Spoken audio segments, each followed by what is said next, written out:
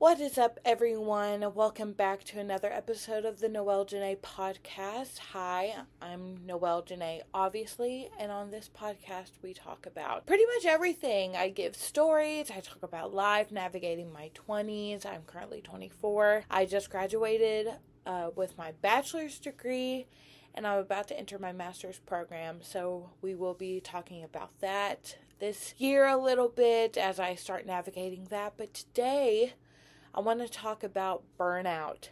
It's something that I've struggled with for a long time. I have burned out a lot. It's something that we talk about in my ministry classes as well. And I wanted to kind of take you on this journey, what I've learned, some things that have helped me. I'll give a book recommendation, and we're just gonna talk about it together. So, I did not really experience burnout until I got to college when I was a freshman in university in 2019. I know we have a little visitor. I did not really know what burnout was. I had never been kind of thrown into that experience. All throughout high school, I was the choir mom. I was taking care of people. Didn't really know how to be taken care of. And I just wasn't really used to asking for help, I guess, is the best way to put it. So when I got to college and I was a music education major, didn't really know what I was getting myself into. I was in for a rude awakening is really what happened, and I got burned out very easily. This didn't just happen my freshman year, but it really happened every year up until this year, actually, and a little bit of last year. And I would just go, start the semester, hit the ground running, and by the time break would hit, I would be just out of gas. Couldn't do it anymore. I would have that break, have that little taste of freedom, come back for the rest of the semester and just not do my homework, not go to class. It was really hard to get out of bed. I was really depressed. And there were a lot of factors also. If you listen to my last podcast episode talking about my lease story, you would know that I dealt with a traumatic roommate situation. I was dealing with traumatic family situations. I had to move home for a few months. And it was just a lot that I was experiencing. And I was just getting burned out so easily. I had no stamina. I had no control. I really had nothing going for me. And partially that fault lies on the circumstances that I was dealing with, but a lot of it was my fault because I was not reacting well. I was not adapting.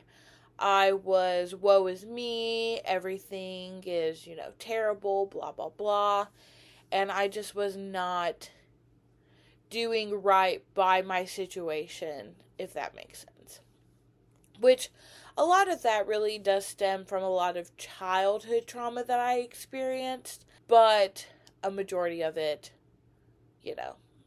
I woke up every day and made the choice not to continue, not to get out of bed, not to do what I needed to be doing. When I was experiencing burnout, it was just the lowest of the low. A lot of times I was not surrounding myself with the right people.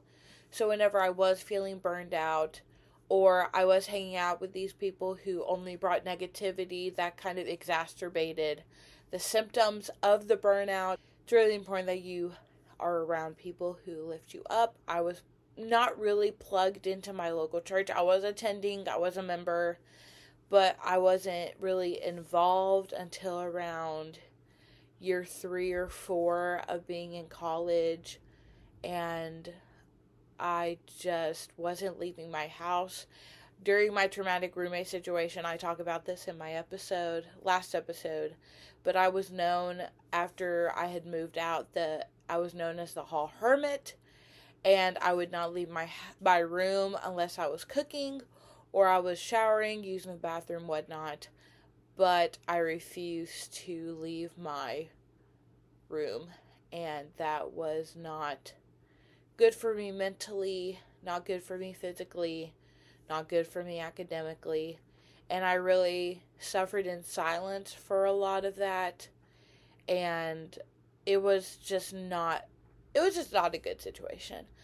But I will say this past year, my last year, my senior year, I have done the best academically I have in the past 6 years. I paced myself really well both semesters. I took classes that I really enjoyed. Last semester, not so much. Fall semester, not so much, but I persevered. I paced myself. I timed myself really well. I was able to plan my days. I used the daily planner on my iPad, which my mom had bought that for me a couple of years ago, the physical planner, because I am diagnosed ADHD, severe. Meds do not work for me. There is one thing that works for me, and I'll put a picture or something here. It's the Mary Ruth's Herbal Focus supplement thing. It works really well. I love it. It doesn't taste terrible, which I appreciate. And I use the daily planner, as I just said. It's very type A. I go in and you can plan your days by the hour, which really helps me. And it has a to-do list, it has a grocery list. So I use that every single day. I will do a video for my YouTube channel, which, hi, if you're watching on YouTube, hey, video podcast, woo. I will do a video on how I plan my weeks on my iPad eventually, so stick around for that. But I also read a book. I have a review of this on my YouTube channel, and I've talked about it religiously. It is The Ruthless Elimination of Hurry by John Mark Comer. I read this at the end of December last year, 2024, and it has vastly changed my life. When I apply the principles, which I'm really bad at doing, after I read this book, I wasn't sleeping with my phone beside me. Now I do. I really need to stop doing that. I've restarted no phones an hour before bed. So just applying some of the principles and just pacing myself, living a slower, more intentional lifestyle, especially this summer. My mom and I we didn't just do it, but, my mom's home. We planted our garden, so we have herbs and some vegetables growing. We have some flower pots by the door. We've been grilling out already. It is Memorial Day weekend, so pool time is the best time. I will be spending some time outside. I'm reading a lot, and I'm just trying to take time. I'm doing this. I'm working on my mom and I's podcast. I'm, creating content on TikTok. I'm job searching while also doing all of this because I got time. I got nothing but time. We're going to Maryland at the end of this week, and I'm just really kind of enjoying this season of life before I go into my master's degree. And the way I'm also going to avoid burnout on that front is I'm doing it part-time. So I'm not going to be in school full-time. I want to find a full-time job, and I want to be able to do my master's degree part-time, continue doing this stuff. I'm getting it in music and worship. I've already started kind of thinking about 4 years ahead what I want my worship festival to look like, kind of what format it's going to take, stuff like that. And I'm really excited for this season. I'm excited to kind of pace myself, continue reading books like this. So if you have any other books that are kind of up this, stream, let me know. I do have Atomic Habits by James Clear on my TBR.